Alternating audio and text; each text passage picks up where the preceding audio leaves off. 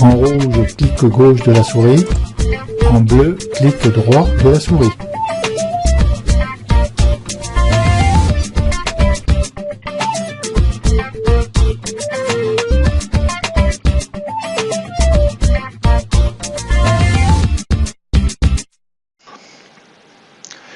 Bonjour à tous et à toutes.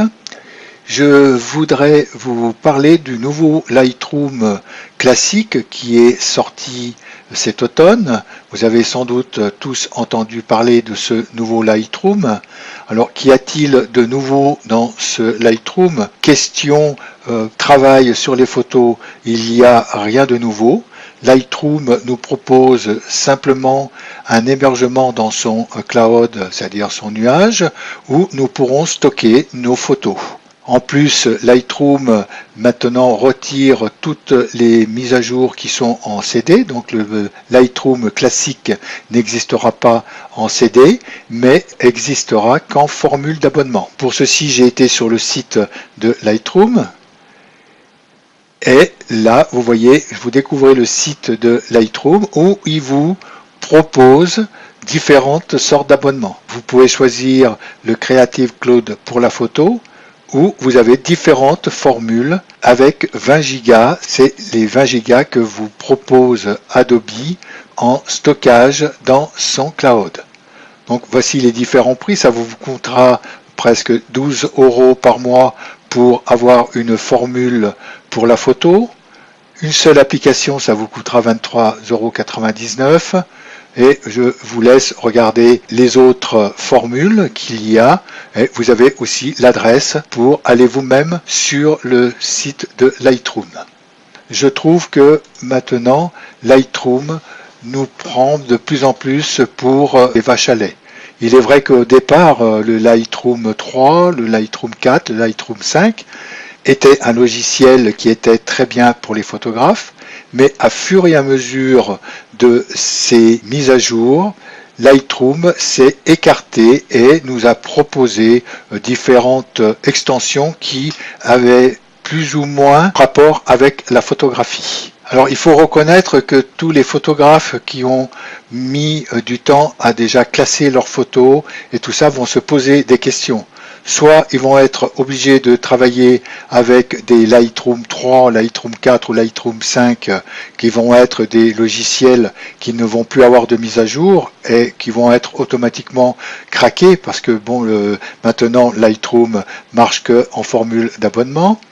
Soit ils vont être obligés de trouver un autre logiciel pour remplacer Lightroom.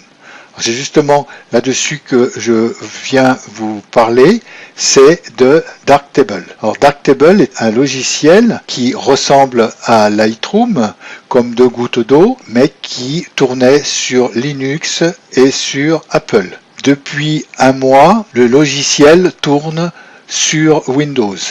Il en est à ses débuts, mais il fonctionne très très bien. De plus, Darktable est un logiciel libre, c'est-à-dire qu'il est librement modifiable, utilisable et rediffusable, où les mises à jour se font régulièrement.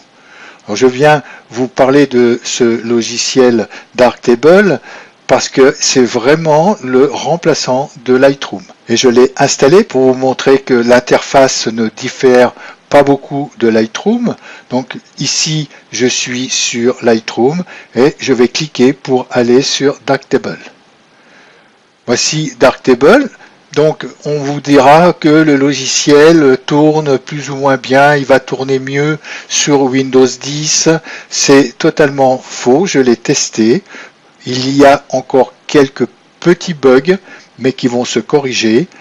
Et là, pour vous montrer, je ne suis pas sur Windows 10, je vais faire ici le système. Là, je tourne sur Windows 8. Je suis avec un système d'exploitation de 64 bits. Par contre, il vous faudra ce système d'exploitation de 64 bits pour faire tourner Darktable. Il tourne aussi sur Windows 7. J'ai un autre ordinateur en Windows 7 où je l'ai installé et où j'ai fait l'expérience. Bien sûr, il faudra que le Windows 7 soit en 64 bits. Alors maintenant, ce logiciel, vous voyez, il a exactement la même structure que Lightroom. Nous retrouvons ici les panneaux importés. Je ne fais pas cette vidéo pour vous expliquer le fonctionnement de Darktable, mais simplement pour vous signaler que ce logiciel existe, qu'il fonctionne très bien maintenant sur Windows, qui va venir en concurrence par rapport à Lightroom. En plus, si vous voulez avoir des tutoriels sur Darktable, il y a un site qui est sur YouTube et qui traite sur tout le logiciel Darktable et vous avez 37 vidéos de didacticiel sur Darktable. Alors, je vais vous montrer le site, je clique de nouveau sur Internet et là j'ai Darktable sur YouTube et vous avez le site de Carafif où vous avez 37 vidéos ici. Vous voyez, je descends en bas, de la première jusqu'à la 37e. Donc c'est pour ça que je ne vais pas faire des tutoriels et ils sont très bien expliqués. Alors là aussi, il y a le site, je vous le laisse le repérer, où je vous joindrai un dossier en téléchargement sur mon site afin que vous retrouviez tous ces sites pour vous guider dans l'installation de Darktable. Alors sur Darktable, je reviens. Comme sur Windows, nous avons des présentations. Alors je voulais revenir aussi un petit peu sur Adobe. Je fais beaucoup de photos d'oiseaux et j'ai vu la dernière photo qu'ils ont présentée ici. Je vais vous la montrer avec la chambre noire en grand.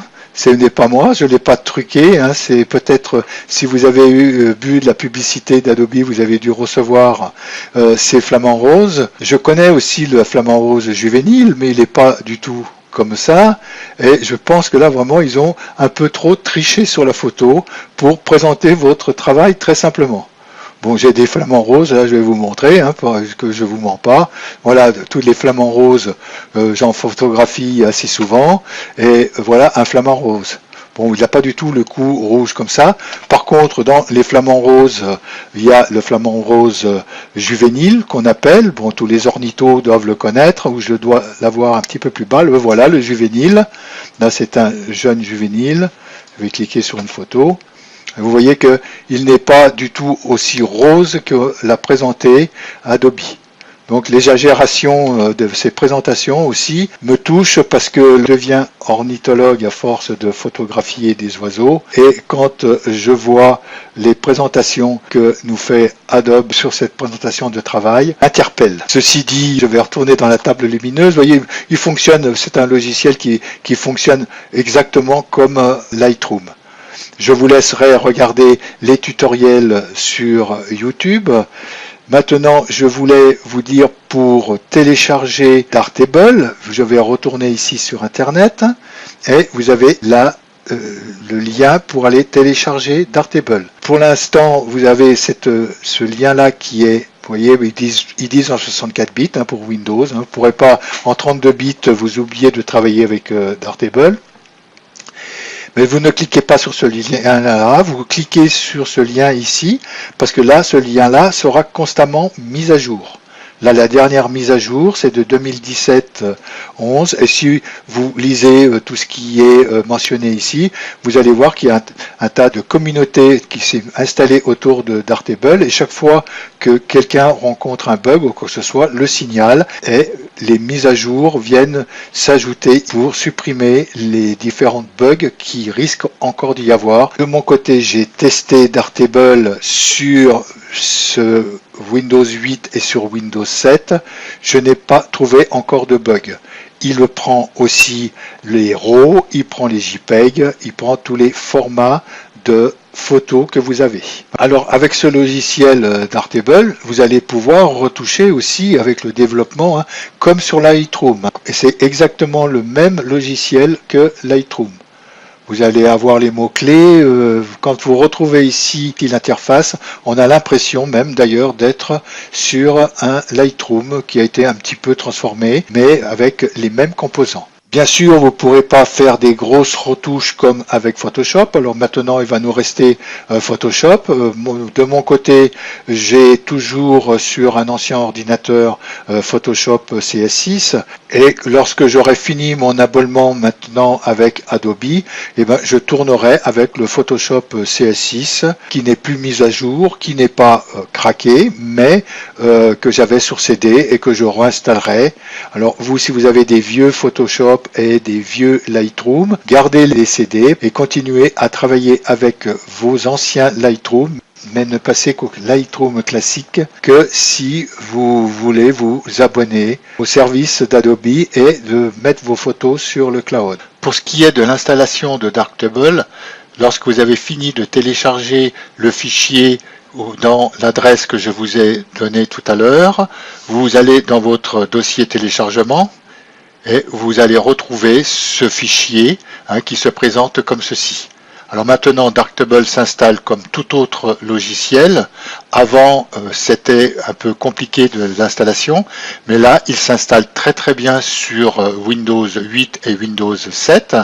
Et une fois qu'il est installé, par contre, la seule chose qu'il ne va pas faire, c'est qu'il ne va pas mettre sur votre bureau l'icône du lancement de programme. Il faudra à ce moment-là que vous alliez sur l'explorateur de Windows et que vous alliez dans Windows où vous avez installé Darktable. Pour moi, c'est dans Programme File.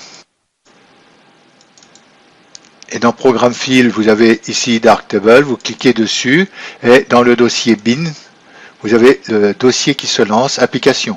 Il suffira de faire un clic droit dessus et de faire créer un raccourci. Et à ce moment-là, Windows vous le dit qu'il va vous mettre le raccourci sur le bureau et vous allez retrouver Darktable sur le bureau. Et vous pourrez vous le mettre aussi dans le bar de lancement rapide dans Windows. Ben voilà pour tout ce qui était de ce logiciel Darktable. Pour ma part, je vais vous mettre sur le site tous les liens pour télécharger Darktable. Je vous mettrai aussi le dernier fichier d'installation que je viens de télécharger. Je ferai les mises à jour sur le site lorsque il y aura les nouveaux fichiers d'installation. Vous pourrez éventuellement passer par le site pour télécharger Darktable ou sinon passer directement par le site darktable.org. Je vous remercie de m'avoir écouté et je vous dis à bientôt.